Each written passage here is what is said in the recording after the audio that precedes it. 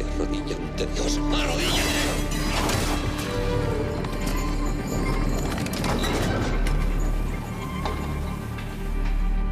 Solo el señor Viñas pasará.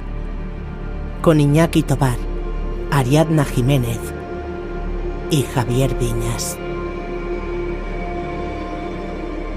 Bienvenido, bienvenida a Solo el penitente pasará, tu podcast con audiorelatos dramatizados atmosféricos de los mejores autores de terror, ciencia ficción y fantasía. Una producción de Teatro Robótico de Misterio. Y sí, tú también puedes ser uno de esos autores enviándonos tus escritos a relatos@teatrorobóticodemisterio.com. Todo el equipo estaremos encantados de revisarlos y, ¿por qué no?, de cumplir nuestro lema contigo, el de que sonorizamos tu imaginación.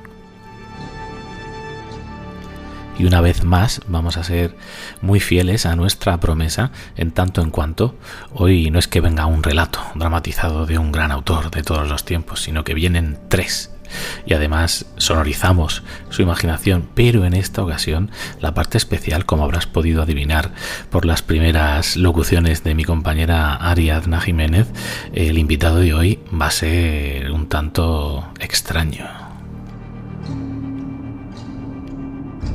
Hoy el programa se titula Solo el señor Viñas pasará.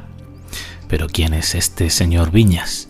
Pues ese es el primer misterio que te vamos a proponer hoy, que te quedes hasta el final para descubrirlo por ti mismo. Y no te van a faltar pistas. Vamos a empezar, como hicimos en el último programa de Solo el Palomares pasará, contándote de la mano de Ari cómo surgió la idea del programa y cómo se gestó toda la producción, algo que sabemos que os gusta mucho, descubrir lo que se cuece entre bambalinas, ¿no?, de una productora. Y a continuación os pasaremos y os presentaré brevemente cada uno de estos 3 relatos. Vamos a tener un poco de todo. Abriremos el menú con una decadente historia de terror francés. Luego continuaremos con uno de los grandes autores clásicos de la literatura española y un maravilloso cuento de terror costumbrista. Y finalizaremos con algo de ciencia ficción, robots, inteligencia artificial, pero también de uno de los grandes autores. Un menú de lo más variado con el que pretendemos divertirte, entretenerte y también hacerte pasar un mal rato. Sí, señor, ese es nuestro sello de identidad. Así que ya es momento de ir apagando las luces, apretarte bien esos cascos y prepararte para descubrir quién es el misterioso señor Viñas y qué secretos esconde. ¿Nos acompañas?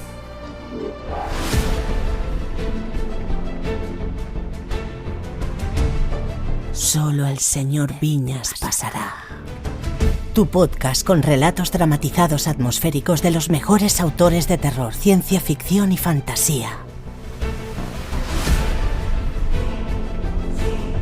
Sumérgete en nuestras historias de la mano de Iñaki Tobar y Ariadna Jiménez. En una producción de Teatro Robótico de Misterio.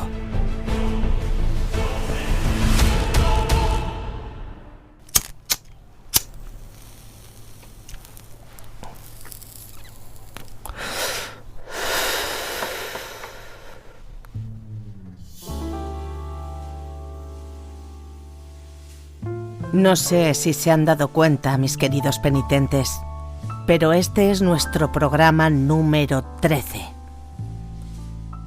A causa de esta particularidad, la producción de este capítulo ha sufrido numerosos contratiempos y ha estado marcada por una larga consecución de catastróficas desdichas. La mala fortuna, la superstición y la tensión nos han perseguido durante todo el desarrollo de este proyecto. En este maldito especial número 13 compartiremos con ustedes nuestro mal fario. Y además, les traemos a un tipo que ha pasado mucho tiempo de su vida estrechamente ligado al crimen, a la delincuencia, al vicio y a la corrupción. Y que precisamente por eso conoce de cerca la cara más oscura de la especie humana. Y antes de que se sigan rayando la cabeza, sí, Esta musiquita que escuchan de fondo es la del podcast Criminopatía. ¿Qué por qué? Porque todo el material que les traemos hoy para este especial número 13 lo hemos tenido que robar. Sí, le hemos mangado la musiquilla a la señora Tiscar y a Podium Podcast nos vamos a meter en un buen follón. Y además, somos conscientes que al finalizar este capítulo probablemente tengamos un serio problema con la policía. Sí, pero que lo sepa todo el mundo. Estamos dispuestos a lo que haga falta por nuestra audiencia. Les presentamos nuestro especial número 13. Solo el señor Viñas pasará.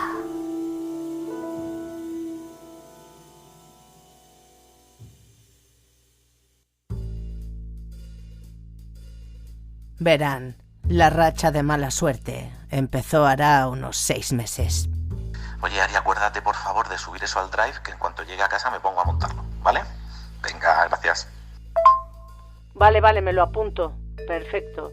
Y otra cosa que os quería comentar. Estuve bicheando por ahí audiorelatos y he encontrado un canal que se llama Mi voz es tu voz. Y son cuentos de la literatura universal narrados por un señor que se llama Javier Viñas. Igual lo conocéis porque, bueno, no sé, tiene una voz muy cinematográfica. Si os gusta, iniciamos el protocolo. Javier Viñas, no me suena. Vale, voy a pegarle una escucha y te digo. Sí, a menudo nos gusta salir de pesca por la vasta selva del podcast. El perfil de nuestras posibles presas debe cumplir 2 requisitos indispensables. Requisito número 1. Escúchame una cosa, este tío tiene toda la pinta de estar solo, ¿eh? Sí, yo creo que está solo, ¿eh? Están solos. A simple vista, se encuentran en situación de podcaster solitario. No tienen colaboradores, así que carecen de la protección de un grupo. Pues es muy bueno, ¿eh? Y el sonido que tiene es perfecto. El tío se nota que se le ocurra y mucho, ¿eh? Yo creo que se lo hace todo él en su casita. Pasamos a la siguiente fase. Este es de los nuestros, un audio apañado. Requisito número 2. Es una persona audio apañada. Sí, totalmente audio apañado. Es bueno en lo que hace. Se sabe grabar solo, tiene equipo en casa y se maneja en la edición de audio. En otras palabras... Es buena pescari. Este tío es buena pesca. Ponemos en marcha protocolo. Está bien, iniciemos pues el protocolo de pesca. Ya está. Decidido. El señor Viñas es la presa perfecta. Así que ponemos en marcha nuestro protocolo de pesca. Vale, pues oye, le voy a escribir y a ver qué contesta. ¡Pescadito! ¡Pescadito! ¡Oye, pescadito! ¡Acércate! ¡Pescadito! ¡Vamos, fresco! ¡Vamos! Bueno.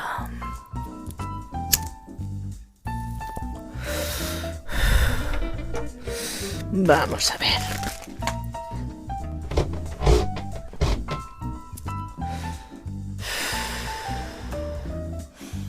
Vamos allá. Hola, señor Viñas. Soy Ariadna Jiménez, del Teatro Robótico de Misterio. En primer lugar, permítame trasladarle la enhorabuena de parte de todo el equipo por el podcast que realiza. Los títulos están muy bien escogidos, las narraciones son impecables y la ambientación resulta fantástica.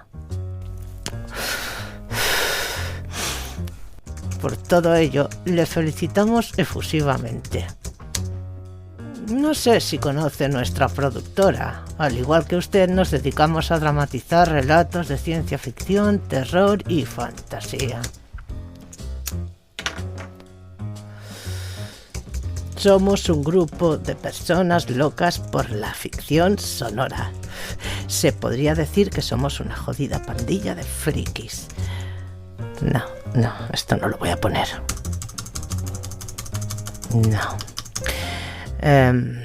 Somos una compañía joven, pero con muchas ganas de crecer y aprender. Nos ha encantado su trabajo y nos gustaría conocerle mejor y proponerle que colabore con nosotros en nuestras obras.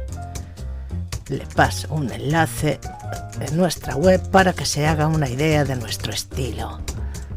Espero que le guste nuestra propuesta y se anime a unirse a nuestra compañía.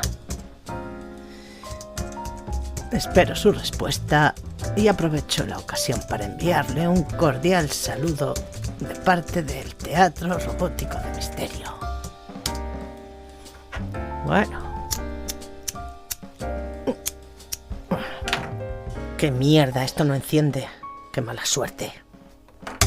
Enviar. A ver qué dice el señor Viñas. Un par de horas más tarde recibí la respuesta del señor Viñas. El señor Viñas ha contestado. A ver.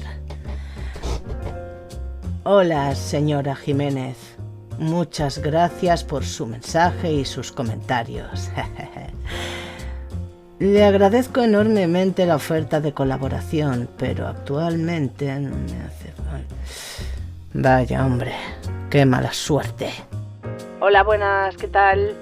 Bueno, el señor Viñas, aquel hombre que os comenté de los audiorelatos, de Mi voz es tu voz, tal, pues ha respondido y me ha dicho que él está a lo suyo con su proyecto y que el tiempo que tiene, pues que se lo tiene que gestionar para tirar para adelante lo suyo. Total, que muy elegantemente el hombre me ha dicho que no le interesa colaborar con nosotros. Lo siento, pero no ha habido suerte. No ha picado, no he pescado. Sí, a veces pasa. A veces la gente suda de nosotros. Aunque no lo entiendo porque somos tan guays que damos asco. Quizá es por eso. Hola, haber estado pensando y no se nos puede escapar. Hay que echar la red. Hay que echar la red como sea y tenemos que atraparlo. Durante un tiempo permanecimos al acecho, escuchando los trabajos que iba sacando nuestra ansiada presa.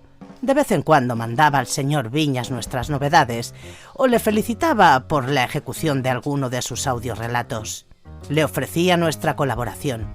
Me hacía la simpática a la mínima ocasión. Incluso puse a su entera disposición cualquier voz del coro de voces penitentes para cubrir alguno de sus personajes. Pero nada, no había manera.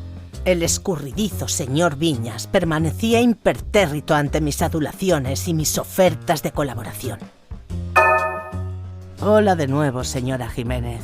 Le estoy sinceramente agradecido por sus felicitaciones y agradezco profundamente su oferta de colaboración con las distintas voces del coro. De momento me arreglo solo para llevar a cabo mi podcast. ¿Pero qué le pasa a este señor? ¿Es un lobo estepario o qué? Hola, oye, era para saber cómo va el tema ese de la pesca. No lo digo porque, a ver, si no entra en razón, conozco unos serbios que, bueno, quizás podrían ayudarnos. No sé, me comentáis y lo muevo si hace falta. Pues oye, no hay manera, con este señor, es que pasa de nosotros totalmente. Que se apaña solo, que este tío va a su bola. Qué rabia, qué mala suerte. Pero oye, que espérate antes de llamar a los serbios, voy a intentar otra cosa. ¿Pero qué demonios estaba pasando con el señor Viñas? ¿Qué estaba fallando en mi protocolo? Funcionó con Joseba, funcionó con Víctor Santana, funcionó con el señor Palomares. ¿Por qué el señor Viñas se resistía de esta forma? ¿Qué era lo que estaba haciendo mal? De repente caí en la cuenta. Todo era debido a la mala suerte. Por supuesto. ¡Qué tonta soy!, me dije. Ya me parecía a mí raro que yo estuviese haciendo algo mal. Yo jamás hago nada mal. Los mails que le había enviado no habían dado frutos. Así que moví algunos hilos y me hice con su número de teléfono. Si hasta ahora no había podido persuadir al señor Viñas con mi locuacidad epistolar, lo haría con mi propia voz. Nadie se ha resistido jamás al influjo de mi dulce y melodiosa voz. Así que tiré de mi talento y elaboré un tono de voz de señora afable y comprometida con la causa de la radioficción. Hola, señor Viñas, buenos días. Soy Ariadna Jiménez del Teatro Robótico de Misterio. ¿Qué tal está usted? Bueno, el amigo de un amigo me ha facilitado su número de teléfono. Me ha costado un poquito encontrarlo, pero al fin me he hecho con él. Bueno, le voy a hacer una oferta que no va a poder rechazar. Le ofrecemos la posibilidad de ser el protagonista de nuestro capítulo número 13, señor Viñas. No puedo decirme que no. Al menos dígame que se lo va a pensar. Bueno, un saludo, señor Viñas, de parte de todo el equipo. El señor Viñas me respondió enseguida, pero no sabía cómo decirle a mis socios que había perdido mi talento camelador. El especial número 13 se acercaba y yo no había conseguido nada. Oye, Ari, ¿cómo va el tema del señor Viñas? Es que tenemos encima ya la publicación del capítulo 13 y no tenemos nada preparado. Vale, tío, esto es increíble. Mira, os voy a reenviar el mensaje que me ha mandado. Señorita Jiménez, de nuevo le agradezco mucho su propuesta para participar en su podcast con su equipo, pero lamentablemente vuelvo a decirle que mi dedicación a mi propio podcast y la intriga que llevo en mi vida cotidiana me hace muy difícil poder programarme una serie de intervenciones en otros canales o en otros programas debido a mi, como ya le digo, a mi constante intervención en los temas de la vida, aparte del podcast.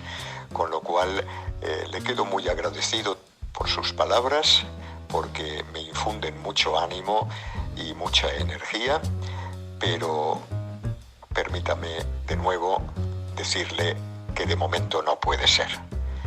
Ha sido usted muy amable en todos sus mensajes y en todos sus mails y en sus propuestas, y desde aquí le deseo el mayor éxito a usted y a su equipo en esta senda que están abriendo de esta manera tan personal. Así que muy agradecido, muchas gracias y muchos éxitos. Un saludo muy afectuoso. ¡Maldita sea! Jamás nos había pasado esto. Nunca nadie se había resistido tan fuertemente a ser atrapado en nuestras redes robóticas. El señor Viñas había despreciado nuestra invitación y lo iba a pagar muy caro. Vaya si lo iba a pagar caro. Pues mirad lo que os digo, si no quiere colaborar por las buenas, va a ser por las malas. ¿Sabéis lo que he pensado? Que como no tenemos nada preparado para el capítulo número 13, le voy a robar los audiorelatos. Joder, tía, me parece una medida un poco drástica. A ver, ¿su canal no se llama Mi voz es tu voz? Bueno, escucha, visto así, pues tú misma, oye, antes que suspender el capítulo, hacemos lo que sea. Si hay que robar, pues se roba. Pues ya está, pues le voy a robar. Hostia, como se entere. Este hombre nos parte la cara. ¿Qué va? Si no se va a enterar. Este tío va a lo suyo. Pero, oye, ¿sabes lo que me raya un montón? Que es que me suena su voz un puñado y no sé de qué. Sí, tía, ya te lo dije. Si es que me pasa igual, ¿eh? Me suena su voz, pero un montón. Vale, venga. Descargar. Venga. Cuentos de la literatura universal, narrados por el señor Javier Viñas. Especial número 13.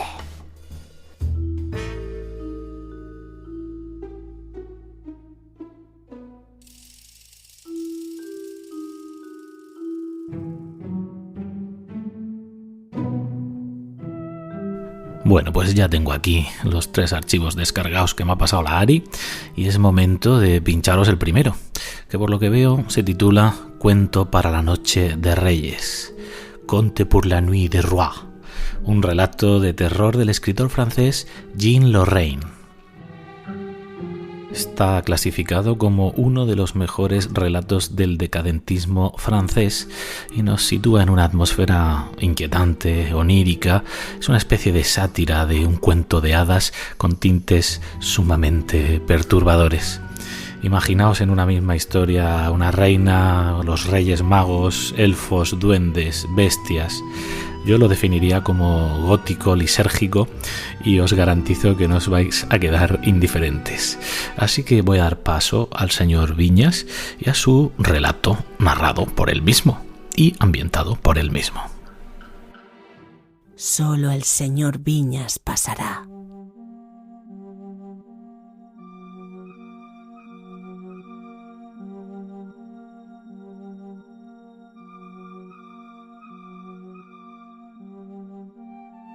Cuando la reina Imogen supo que la princesa Nechefleur no estaba muerta, que el lazo de seda que ella misma le había anudado alrededor del cuello no la había estrangulado sino a medias, y que los gnomos del bosque habían recogido aquel dulce cuerpo letárgico en un ataúd de cristal, y lo que es peor, que lo guardaban invisible en una gruta mágica, entró en estado de cólera.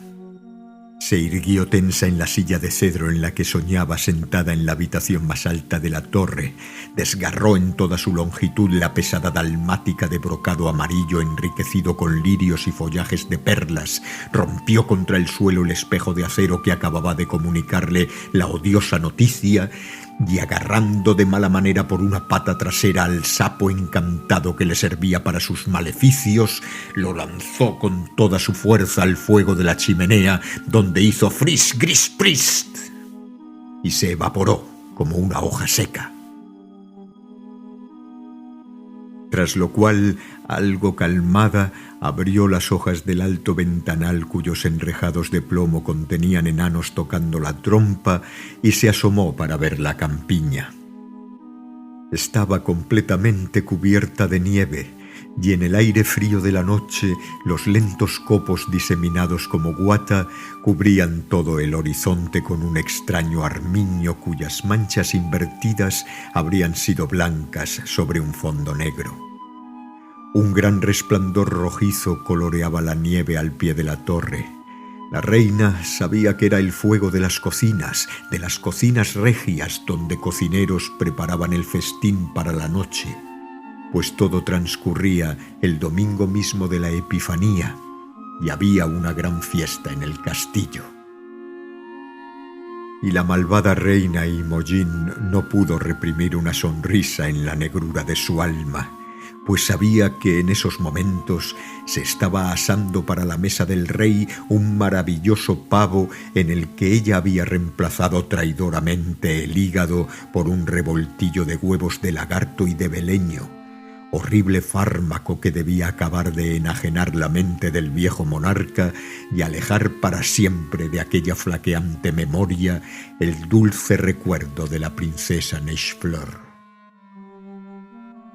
Aquella delicada y melosa pequeña máscara de Nechefleur, ¿por qué se atrevía con sus grandes ojos azules de porcelana y su insípida cara de muñeca a sobrepasarla en belleza, a ella, a la maravillosa Imogen de las Islas de Oro? Había tenido que venir a aquel maldito y pequeño reino de Aquitania para escuchar decirle a voz en grito y a cada hora del día, al viento en los setos, a las rosas en los arriates y hasta a su espejo, un espejo auténtico animado por las hadas: «Tu belleza es divina y encanta a los pájaros y a los hombres, gran reina Imogen, pero la princesa Nechefleur es más bella que tú, la muy pestilente». A partir de entonces ya no tuvo tregua ni descanso. No había habido ruindades de las que como verdadera madrastra no hubiera acusado a la pequeña princesa para perderla a los ojos del rey. Pero el viejo imbécil, cegado de ternura, solo la escuchaba a medias, por muy enamorado que estuviera de pasión sensual por la belleza de la reina maga. Ni siquiera los venenos tenían poder sobre el frágil cuerpecillo de la niña. Su inocencia o las hadas la protegían. Aún recordaba con rabia el día en que, no pudiendo más, había mandado a sus doncellas desvestir a la asustada princesa y azotar sus temblorosos hombros hasta hacerla sangrar. Quería ver por fin herida y dañada por los azotes a aquella deslumbrante desnudez. Pero los azotes, en manos de las arpías, se habían convertido en plumas de pavo real que no habían hecho sino rozar y acariciar la piel de la Virgen estremecida. Fue entonces cuando, exasperada de despecho, había decidido su muerte. La había estrangulado con sus manos regias y ordenado que la transportaran durante la noche al confín del parque, dispuesta a acusar del asesinato a cualquier grupo de gitanos. Pero, oh, felicidad inesperada, ni siquiera había tenido que contarle esa mentira al rey, porque los lobos se habían encargado del asunto. La princesa Nechefleur había desaparecido y la orgullosa madrastra triunfaba cuando he aquí que su espejo mágico la contrariaba al ser interrogado. Es verdad que se había vengado de él rompiéndolo en aquel mismo instante, pero le habían ganado la batalla puesto que su rival vivía dormida bajo la protección tutelar de los enanos. Y muy perpleja, iba a sacar del fondo de un armario una cabeza disecada de un ahorcado que consultaba en ocasiones especiales, y tras haberla depositado sobre un gran libro abierto en medio de un pupitre, encendía 3 velas de cera verde y se sumía en siniestros pensamientos. Ahora iba caminando muy lejos del palacio adormecido, en el gran silencio del bosque helado, por el bosque semejante a una inmensa madrépora. Había echado por encima de su traje de seda blanca una capa de lana oscura que le hacía parecerse a un viejo brujo, y con su orgulloso perfil oculto bajo la oscura capucha, se apresuraba entre los pies de los enormes robles, cuyos troncos, blancos de nieve, parecían a su vez grandes penitentes. Había algunos que con sus grandes ramas dirigidas hacia lo alto en la oscuridad parecían maldecirla con toda la fuerza de sus largos brazos descarnados. Otros, aplastados en extrañas actitudes, parecían arrodillados a orillas del camino. Habríase dicho que se trataba de monjes orando bajo cogullas de escarcha, y todos desfilaban extrañamente con las manos juntas y tensas por encima de la nieve, donde los pasos amortiguados no despertaban ningún ruido. El ambiente era casi agradable en el bosque, porque la helada lo había aletargado, y la reina, concentrada en su proyecto, precipitaba su carrera silenciosa, con los laterales de su capa herméticamente recogidos sobre no se sabe qué objeto, que se removía y lloraba levemente. Era un niño de 6 meses que había robado al pasar en la habitación de una mujer del servicio y que llevaba esta apacible y dulce noche de invierno para degollarlo al sonar las 12 de la noche, como está mandado, en un cruce de caminos.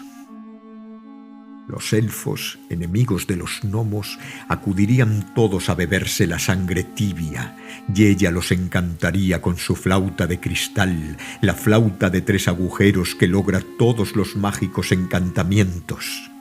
Una vez encantados, los obedientes elfos la conducirían por entre el dédalo del aterido bosque hasta la gruta de los enanos. La entrada estaba abierta y visible durante toda esta bendita noche de la Epifanía, lo mismo que durante la noche de Navidad.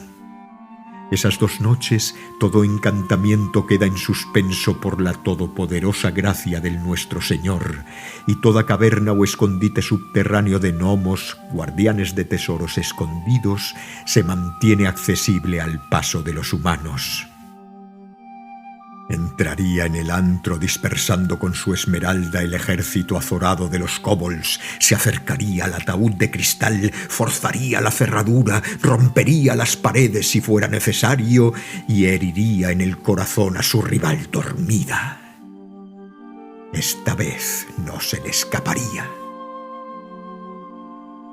Y cuando se apresuraba rumiando su venganza bajo los finos corales blancos y las arborescencias del bosque helado, de repente se escucharon salmos y voces. Una vibración de cristal corrió a través de las ramas entumecidas. Todo el bosque vibró como un arpa, y la reina, inmovilizada de estupor, vio avanzar un singular cortejo. Bajo aquel cielo nubloso de invierno, en el brillante decorado de un claro de nieve, pasaban dromedarios y caballos de raza finos, luego palanquines de seda abigarrada y brillante, estandartes coronados por la media luna, bolas de oro ensartadas en las largas hojas de las lanzas, literas y turbantes. Negritos completamente diabólicos con su blusa de seda verde pisaban asustados la nieve. Aros decorados de pedrería sonaban en sus tobillos y de no ser por el esmalte resplandeciente de su sonrisa, se les habría tomado por pequeñas estatuas de mármol negro. Se apresuraban tras los pasos de majestuosos patriarcas cubiertos de suaves tejidos rayados en oro. La gravedad de su altivo perfil se prolongaba en la sedosa espuma de largas barbas blancas, e inmensas capas del mismo blanco plateado que sus barbas se abrían sobre pesadas túnicas de un azul de noche o de un rosa de aurora, completamente decoradas de pedrerías y arabescos de oro. Y los palanquines en los que difusas mujeres veladas se entreveían como en un sueño, oscilaban a lomos de los dromedarios, y la luna que acababa de aparecer espejeaba en el reverso de seda de los estandartes.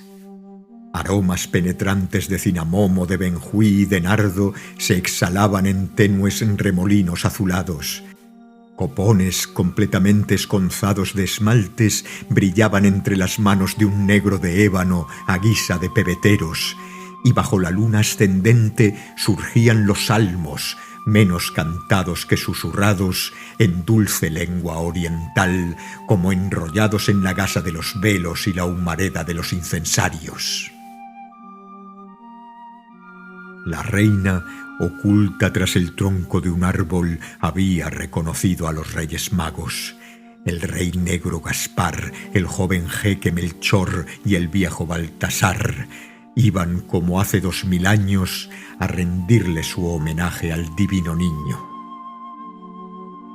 Ya habían pasado, y lívida bajo su capa de pastor, la reina recordaba demasiado tarde que la noche de la Epifanía, la presencia de los magos camino de Belén, rompe el poder de los maleficios y que ningún sortilegio es posible en el aire nocturno impregnado aún de la mirra de sus incensarios. Por lo tanto, había realizado su viaje en vano. Eran inútiles las leguas recorridas por el bosque fantasma y tenía que repetir su peligroso recorrido en medio del frío y de la nieve. Quiso dar un paso y volverse, pero el niño que llevaba oculto bajo la capa pesaba exageradamente en su brazo.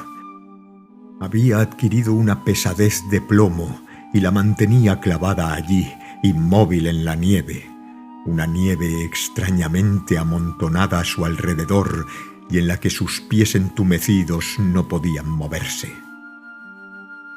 Un horrible encantamiento la tenía prisionera en el bosque espectral. Si no lograba romper el círculo, su muerte era segura. Pero ¿quién acudiría a socorrerla?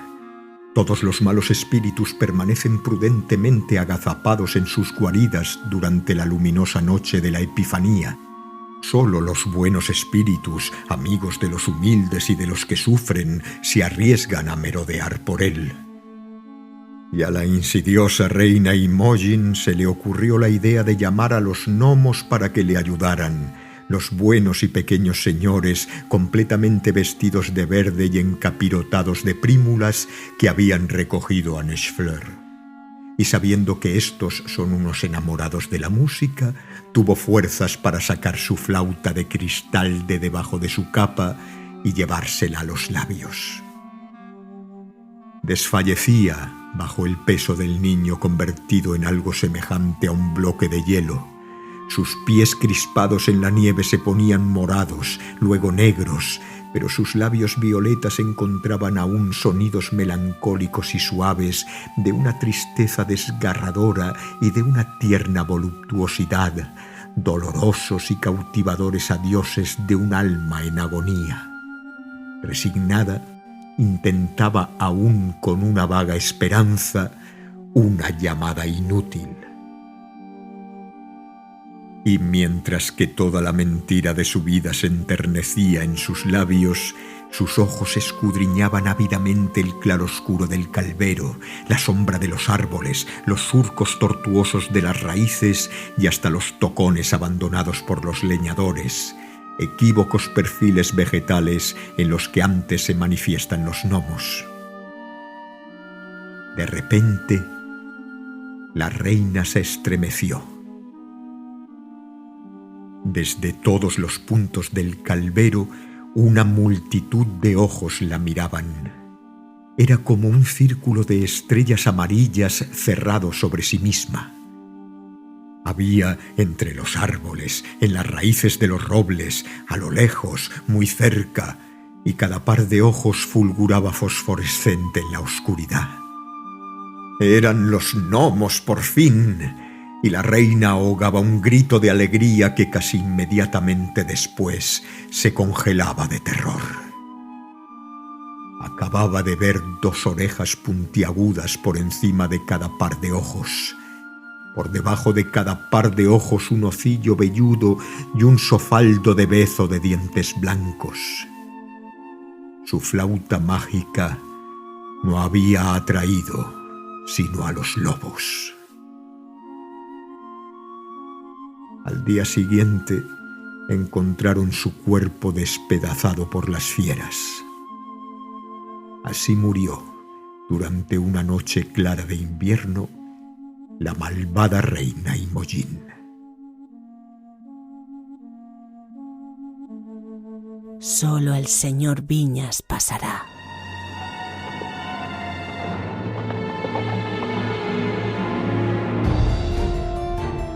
Han escuchado Cuento para la Noche de Reyes, de Jean Logan, narrado por el señor Javier Viñas.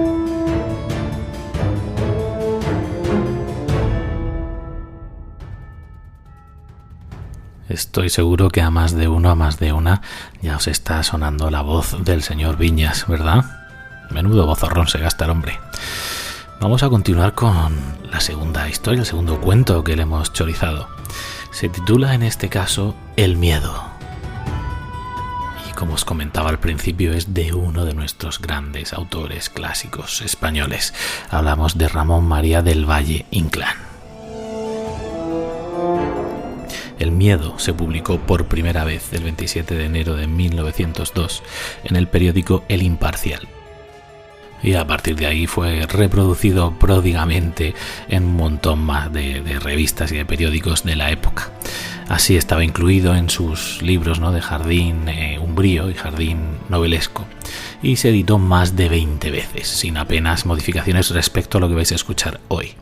El miedo, un relato clásico del género que se llamaba memorias, ¿no?, en el sentido de que está escrito por un narrador, ¿no?, por alguien del presente que está contando un hecho pasado y cómo aconteció lo que aconteció. Prepárate a descubrirlo por ti mismo si te atreves, de la mano una vez más del señor Viñas. Adelante con el miedo.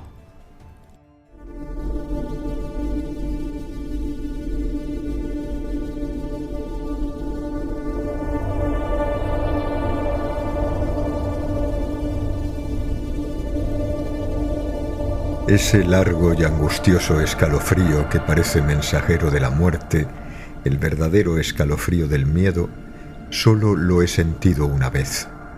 Fue hace muchos años, en aquel hermoso tiempo de los mayorazgos, cuando se hacía información de nobleza para ser militar. Yo acababa de obtener los cordones de caballero cadete. Hubiera preferido entrar en la guardia de la real persona, pero mi madre se oponía, y siguiendo la tradición familiar, fui granadero en el regimiento del rey.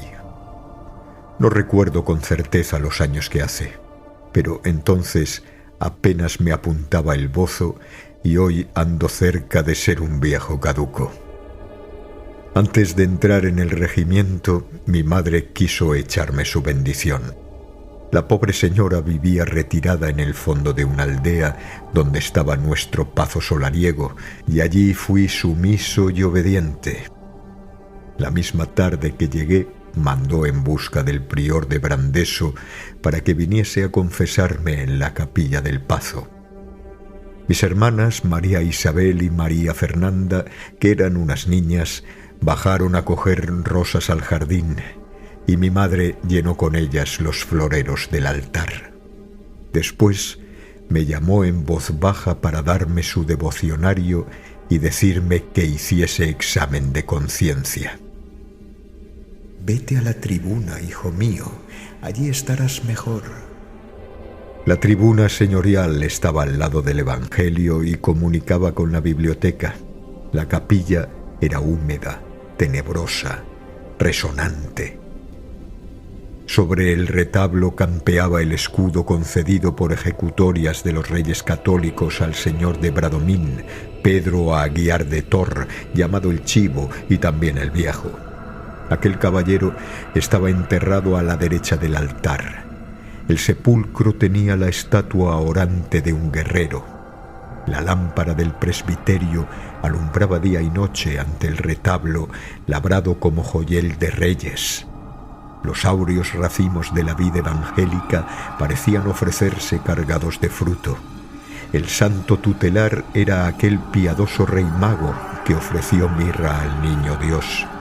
Su túnica de seda bordada de oro brillaba con el resplandor devoto de un milagro oriental. La luz de la lámpara entre las cadenas de plata tenía tímido aleteo de pájaro prisionero, como si se afanase por volar hacia el santo. Mi madre quiso que fuesen sus manos las que dejasen aquella tarde a los pies del rey mago los floreros cargados de rosas como ofrenda de su alma devota. Después, acompañada de mis hermanas, se arrodilló ante el altar. Yo, desde la tribuna, solamente oía el murmullo de su voz que guiaba moribunda las avemarías. Pero cuando a las niñas les tocaba responder, oía todas las palabras rituales de la oración. La tarde agonizaba y los rezos resonaban en la silenciosa oscuridad de la capilla, hondos, tristes y augustos, como un eco de la pasión. Yo me adormecía en la tribuna. Las niñas fueron a sentarse en las gradas del altar. Sus vestidos eran albos como el lino de los paños litúrgicos. Ya solo distinguía una sombra que rezaba bajo la lámpara del presbiterio. Era mi madre, que sostenía entre sus manos un libro abierto y leía con la cabeza inclinada. De tarde en tarde, el viento mecía la cortina de un alto ventanal. Yo entonces veía en el cielo, ya oscura, la faz de la luna, pálida y sobrenatural, como una diosa que tiene su altar en los bosques y en los lagos. Mi madre cerró el libro dando un suspiro y de nuevo llamó a las niñas. Vi pasar sus sombras blancas a través del presbiterio y columbré que se arrodillaban a los lados de mi madre. La luz de la lámpara temblaba con un débil resplandor sobre las manos que volvían a sostener abierto el libro. En el silencio, la voz leía piadosa y lenta. Las niñas escuchaban, y adiviné sus cabelleras sueltas sobre la albura del ropaje y cayendo a los lados del rostro, iguales, tristes, nazarenas. Habíame adormecido, y de pronto me sobresaltaron los gritos de mis hermanas. Miré y las vi en medio del presbiterio abrazadas a mi madre. Gritaban despavoridas. Mi madre las asió de la mano y huyeron las tres. Bajé presuroso. Iba a seguirlas y quedé sobrecogido de terror. En el sepulcro del guerrero se entrechocaban los huesos del esqueleto. Los cabellos se erizaron en mi frente. La capilla había quedado en el mayor silencio y oíase distintamente el hueco y medroso rodar de la calavera sobre su almohada de piedra. Tuve miedo como no lo he tenido jamás, pero no quise que mi madre y mis hermanas me creyesen cobarde y permanecí inmóvil en medio del presbiterio, con los ojos fijos en la puerta entreabierta. La luz de la lámpara oscilaba. En lo alto mecíase la cortina de un ventanal y las nubes pasaban sobre la luna y las estrellas se encendían y se apagaban como nuestras vidas. De pronto, allá lejos, resonó festivo ladrar de perros y música de cascabeles. Una voz grave y eclesiástica llamaba: «Aquí, Carabel. Aquí, capitán». Era el prior de Brandeso que llegaba para confesarme. Después oí la voz de mi madre trémula y asustada y percibí distintamente la carrera retozona de los perros. La voz grave y eclesiástica se elevaba lentamente como un canto gregoriano. «Ahora veremos qué ha sido ello. Cosa del otro mundo no lo es, seguramente. Aquí, Carabel. Aquí, capitán». Y el prior de Brandeso, precedido de sus lebreles, apareció en la puerta de la capilla. «¿Qué sucede, señor granadero del rey?». Yo repuse con voz ahogada: «Señor prior, he oído temblar el esqueleto dentro del sepulcro». El prior atravesó lentamente la capilla. Era un hombre arrogante y erguido. En sus años juveniles también había sido granadero del rey. Llegó hasta mí sin recoger el vuelo de sus hábitos blancos y, afirmándome una mano en el hombro y mirándome la faz descolorida, pronunció gravemente: «Que nunca pueda decir el prior de Brandeso que ha visto temblar a un granadero del rey». No levantó la mano de mi hombro y permanecimos inmóviles contemplándonos sin hablar. En aquel silencio oímos rodar la calavera del guerrero. La mano del prior no tembló. A nuestro lado los perros enderezaban las orejas con el cuello espeluznado. De nuevo oímos rodar la calavera sobre su almohada de piedra. El prior se sacudió. «Señor granadero del rey, hay que saber si son trasgos o brujas». Y se acercó al sepulcro y asió las 2 anillas de bronce empotradas en una de las losas, aquella que tenía el epitafio. Me acerqué temblando. El prior me miró sin despegar los labios. Yo puse mi mano sobre la suya en una anilla y tiré. Lentamente alzamos la piedra. El hueco, negro y frío, quedó ante nosotros. Yo vi que la árida y amarillenta calavera aún se movía. El prior alargó un brazo dentro del sepulcro para cogerla. La recibí temblando. Yo estaba en medio del presbiterio y la luz de la lámpara caía sobre mis manos. Al fijar los ojos, las sacudí con horror.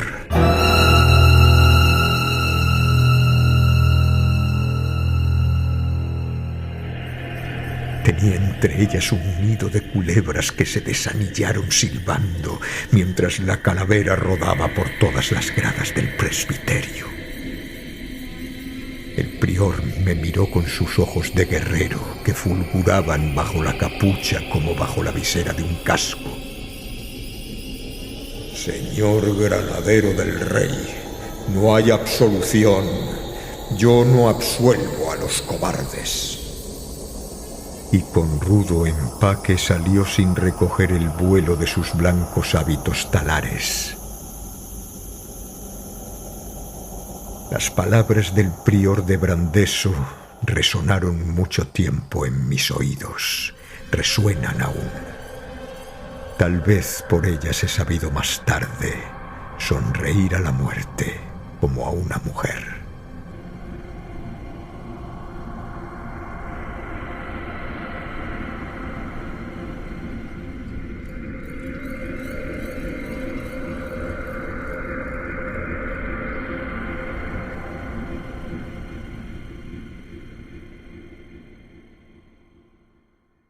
Solo el señor Viñas pasará.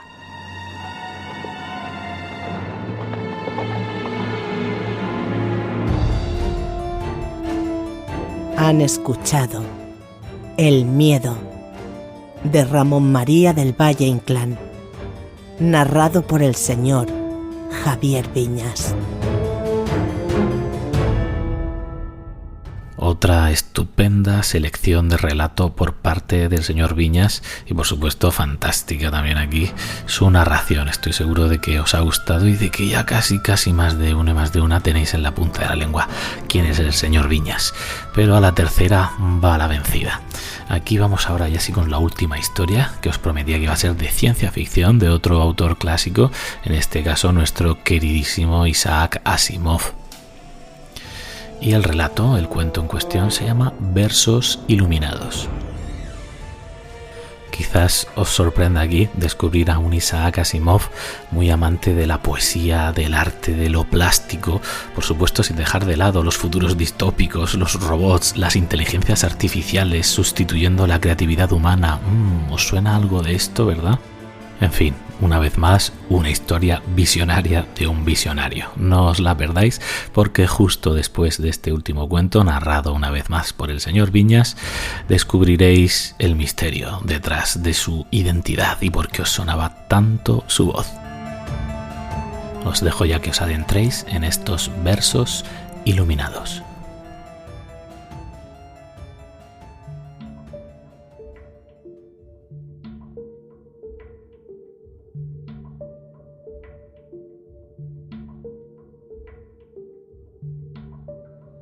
La última persona en quien se podía pensar como asesina era la señora Alvis Lardner, viuda del gran mártir astronauta. Era filántropa, coleccionista de arte, anfitriona extraordinaria y en lo que todo el mundo estaba de acuerdo, una genio. Pero sobre todo, era el ser humano más dulce y bueno que pudiera imaginarse. Su marido, William J. Lardner, murió, como todos sabemos, por los efectos de la radiación de una bengala solar después de haber permanecido deliberadamente en el espacio para que una nave de pasajeros llegara sana y salva a la Estación Espacial 5. La señora Lardner recibió por ello una pensión generosa que supo invertir bien y prudentemente. Había pasado ya la juventud y era muy rica. Su casa era un verdadero museo. Contenía una pequeña pero extremadamente selecta colección de objetos extraordinariamente bellos. Había conseguido muestras de una docena de culturas diferentes, objetos tachonados de joyas hechos para servir a la aristocracia de esas culturas. Poseía uno de los primeros relojes de pulsera con pedrería fabricados en los Estados Unidos, una daga incrustada de piedras preciosas procedente de Camboya, un par de gafas italianas con pedrería y así sucesivamente. Todo estaba expuesto para ser contemplado, nada estaba asegurado y no había medidas especiales de seguridad. No era necesario ningún convencionalismo porque la señora Lardner tenía gran número de robots a su servicio y se podía confiar en todos para guardar hasta el último objeto con imperturbable concentración, irreprochable honradez e irrevocable eficacia. Todo el mundo conocía la existencia de esos robots y no se supo nunca de ningún intento de robo. Además, estaban sus esculturas de luz. ¿De qué modo la señora Lardner había descubierto su propio genio en este arte? Ningún invitado a ninguna de sus generosas recepciones podía adivinarlo. Sin embargo, en cada ocasión en que su casa se abría a los invitados, una nueva sinfonía de luz brillaba por todas las estancias. Curvas tridimensionales y sólidos en colores mezclados, puros o fundidos en efectos cristalinos, que bañaban a los invitados en una pura maravilla, consiguiendo siempre ajustarse de tal modo que volvían el cabello de la señora Lardner de un blanco azulado y dejaban su rostro sin arrugas y dulcemente bello. Los invitados acudían más que nada por sus esculturas de luz. Nunca se repetían 2 veces seguidas y nunca dejaban de explorar nuevas y experimentales muestras de arte. Mucha gente que podía permitirse el lujo de tener máquinas de luz preparaba esculturas como diversión, pero nadie podía acercarse a la experta perfección de la señora Lardner, ni siquiera aquellos que se consideraban artistas profesionales. Ella misma se mostraba encantadoramente modesta al respecto. No, solía protestar cuando alguien hacía comparaciones líricas. Yo no lo llamaría poesía de luz, es excesivo. Como mucho diría que son meros versos iluminados. Y todo el mundo sonreía a su dulce ingenio. Aunque se lo solían pedir, nunca quiso crear esculturas de luz para nadie, solo para sus propias recepciones. Sería comercializarlo, se excusaba. No ponía ninguna objeción, no obstante, a la preparación de complicados hologramas de sus esculturas para que quedaran permanentes y se reprodujeran en museos de todo el mundo. Tampoco cobraba nunca por ningún uso que pudiera hacerse de sus esculturas de luz. No podría pedir ni un centavo, dijo extendiendo los brazos. Es gratis para todos. Al fin y al cabo, ya no voy a utilizarlas más. Y era cierto. Nunca utilizaba la misma escultura de luz 2 veces seguidas. Cuando se tomaron los hologramas, fue la imagen viva de la cooperación, vigilando amablemente cada paso, siempre dispuesta a ordenar a sus criados robots que ayudaran. «Por favor, Courtney», solía decirles, «¿quieres ser tan amable y preparar la escalera?» Era su modo de comportarse. Siempre se dirigía a sus robots con la mayor cortesía. Una vez, hacía años, un funcionario del Buró de Robots y Hombres Mecánicos casi la regañó. «No puede hacerlo así», le dijo severamente. «Interfiere con su eficacia. Están construidos para obedecer órdenes y cuanto más claramente dé esas órdenes, con mayor eficiencia las obedecerán. Cuando se dirige a ellos con elaborada cortesía, es difícil que comprendan que se les está dando una orden. Reaccionan más despacio». La señora Lardner alzó su aristocrática cabeza. «No les pido rapidez y eficiencia, sino buena voluntad. Mis robots me aman». El funcionario del gobierno pudo haberle explicado que los robots no pueden amar. Sin embargo, se quedó mudo bajo su mirada dulce pero dolida. Era notorio que la señora Lardner jamás devolvió un robot a la fábrica para reajustarlo. Sus cerebros positrónicos son tremendamente complejos y 1 de cada 10 veces el ajuste no es perfecto al abandonar la fábrica. A veces el error no se descubre hasta mucho tiempo después, pero cuando ocurre, el Buró de Robots y Hombres Mecánicos realiza gratis el ajuste. La señora Lardner movió la cabeza y explicó: «Una vez que un robot entra en mi casa y cumple con sus obligaciones, hay que tolerarle cualquier excentricidad menor. No quiero que se les manipule». Lo peor era tratar de explicarle que un robot no era más que una máquina. Se revolvía embarada. Nada que sea tan inteligente como un robot puede ser considerado una máquina. Les trato como a personas. Y ahí quedó la cosa. Mantuvo incluso a Max, que era prácticamente un inútil. A duras penas entendía lo que se esperaba de él, pero la señora Lardner lo solía negar insistentemente y aseguraba con firmeza: «Nada de eso. Puede recoger los abrigos y sombreros y guardarlos muy bien. Puede sostener objetos para mí. Puede hacer 1000 cosas». «¿Pero por qué no lo manda a reajustar?», preguntó una vez un amigo. «No podría. Él es así. Le quiero mucho, ¿sabes? Después de todo, un cerebro positrónico es tan complejo que nunca se puede saber por dónde falla. Si le devolviéramos una perfecta normalidad, ya no habría forma de devolverle la simpatía que tiene ahora. Me niego a perderla». «Pero si está mal ajustado», insistió el amigo mirando nerviosamente a Max. «¿No puede resultar peligroso?». «Jamás». La señora Lardner se echó a reír. «Hace años que le tengo. Es completamente inofensivo y encantador». La verdad es que tenía el mismo aspecto que los demás. Era suave, metálico, vagamente humano, pero inexpresivo. Aunque para la dulce señora Lardner todos eran individuales, todos afectuosos, todos dignos de cariño. Ese era el tipo de mujer que ella era. ¿Cómo pudo asesinar? Nadie pensaba que John Semper Travis pudiera ser asesinado. Introvertido y afectuoso, estaba en el mundo, pero no pertenecía a él. Tenía aquel peculiar don matemático que hacía posible que su mente tejiera la complicada tapicería de la infinita variedad de sendas cerebrales positrónicas de la mente de un robot. Era ingeniero jefe del Buró de Robots y Hombres Mecánicos y un admirador entusiasta de la escultura de luz. Había escrito un libro sobre el tema tratando de demostrar que el tipo de matemáticas empleadas para tejer las sendas cerebrales positrónicas podían modificarse para servir como guía en la producción de esculturas de luz. Sus intentos para poner la teoría en práctica habían sido un doloroso fracaso. Las esculturas que logró producir siguiendo sus principios matemáticos fueron pesadas, mecánicas y nada interesantes. Era el único motivo para sentirse desgraciado en su vida tranquila, introvertida y segura, pero para él era un motivo más que suficiente para sufrir. Sabía que sus teorías eran ciertas, pero no podía ponerlas en práctica.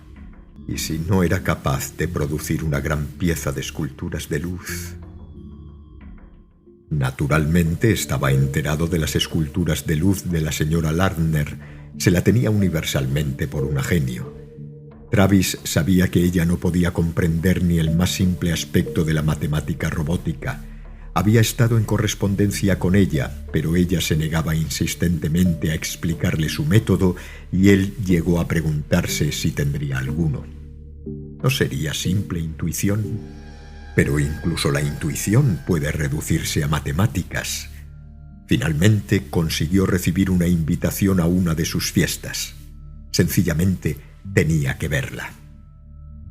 El señor Travis llegó bastante tarde. Había hecho un último intento por conseguir una escultura de luz y había fracasado lamentablemente. Saludó a la señora Lardner con una especie de respeto desconcertado y dijo: «Muy peculiar el robot que recogió mi abrigo y mi sombrero». «Es Max», respondió la señora Lardner. «Está totalmente desajustado y es un modelo muy antiguo. ¿Por qué no lo ha devuelto a la fábrica?» «Oh, no, sería mucha molestia». «En absoluto, señora Lardner. Le sorprendería lo fácil que ha sido. Como trabajo en el Buró de Robots y Hombres Mecánicos, me he tomado la libertad de ajustárselo yo mismo. No tardé nada y encontrará que ahora funciona perfectamente». Un extraño cambio se reflejó en el rostro de la señora Lardner. Por primera vez en su vida plácida, la furia encontró un lugar en su rostro. Era como si sus facciones no supieran cómo disponerse. «¿Lo ha ajustado?», gritó. «Pero si era él quien creaba mis esculturas de luz. Era su desajuste que nunca podrá devolverle el que... Desafortunadamente, en ese momento había estado mostrando su colección y el puñal enjollado de Camboya estaba ante ella en la mesa de mármol. El rostro de Travis también estaba desencajado. Murmuró: «¿Qué quiere decir que si hubiera estudiado sus sendas cerebrales positrónicas con su desajuste único, hubiera podido aprender?» Se echó sobre él con la daga levantada demasiado deprisa para que nadie pudiera detenerla, y él ni siquiera trató de esquivarla. Alguien comentó que no la había esquivado, como si quisiera morir.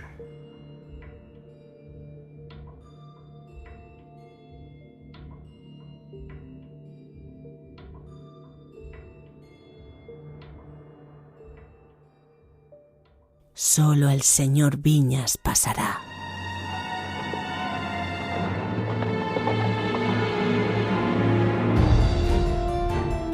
Han escuchado Versos Iluminados de Isaac Asimov, narrado por el señor Javier Viñas.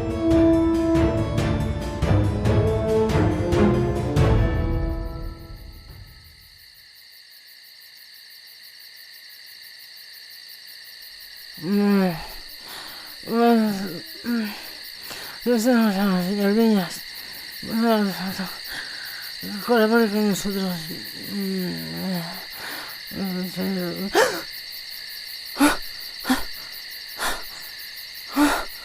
¡Mierda! Ya sé quién es. Ya sé de qué me sonaba la voz del señor Viñas.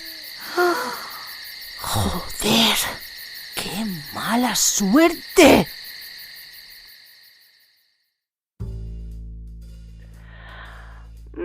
A ver, chicos. Ya sé de qué me sonaba la voz del señor Viñas. Vais a flipar. Señor Walker, eso no va a pasar. ¿Dónde está Kyle Frank? Está con ellos, Horatio. Ha huido. ¿Qué quieres hacer? Quiero encontrarle, porque el asesino quería que se viera. ¿Crees que pretendía dejar un mensaje? Ya lo creo, Alex. Y ya lo he recogido. Y por lo que parece, la víctima no estaba sola.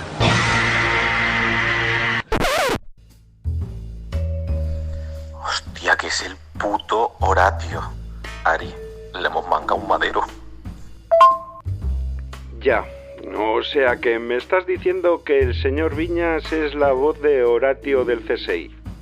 El rey del one-liner. La quitada de gafas más salvaje de todo Miami. Estoy pensando que igual le digo a mi colega Goran que se esté tranquilo, ¿vale? Que lo de los serbios de momento lo voy a dejar anulado. Es que es el fucking Horatio. No sé.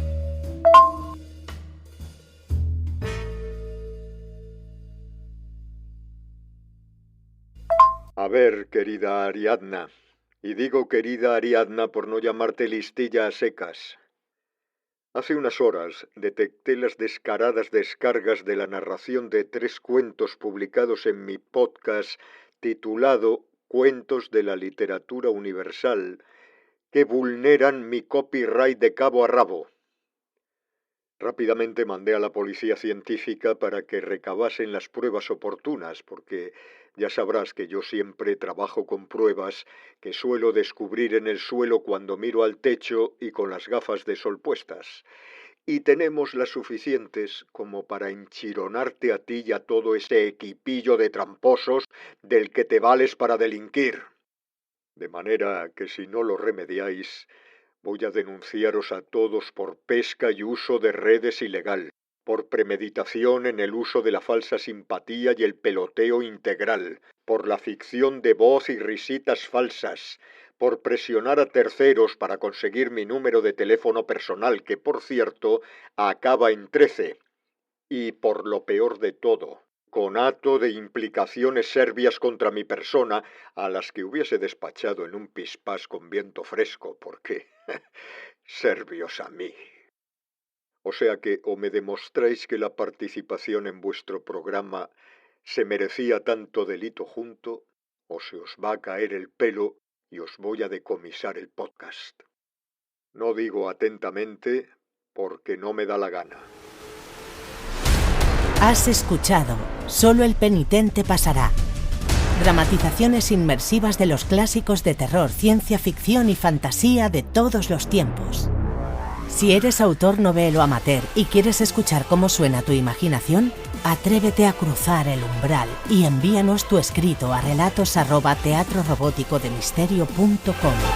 Te esperamos en el siguiente programa, si te atreves.